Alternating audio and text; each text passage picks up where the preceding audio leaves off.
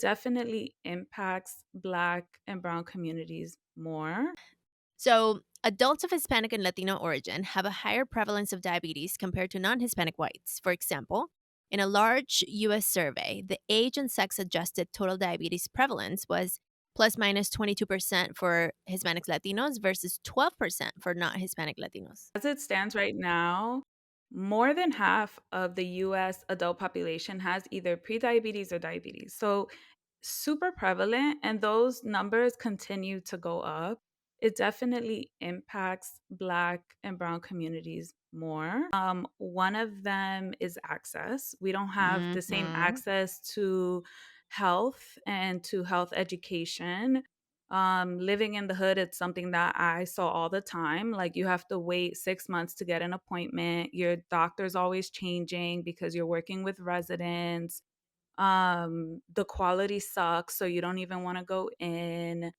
For people that speak Spanish, immigrants, that's a whole 'nother layer because a lot of providers are not Spanish speaking, so you gotta get a translator, right?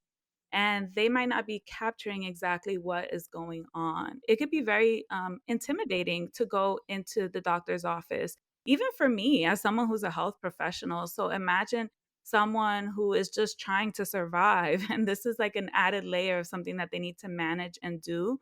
And, some people, a lot of people, understandably so, they're just like, "I don't wanna deal with it," and they might go years and years without the proper preventative treatment. And, what happens is that when they eventually do get the care that they need, things have already spiraled, right? And now you're at a higher risk, not just for diabetes, for example, if you were in the prediabetes range, but for a lot of other health conditions. There's also racism and the stress of it all, the stress of having to engage with racism on a daily basis, the Mm, stress of living in poverty that can negatively impact your health and put you at a higher risk for many conditions.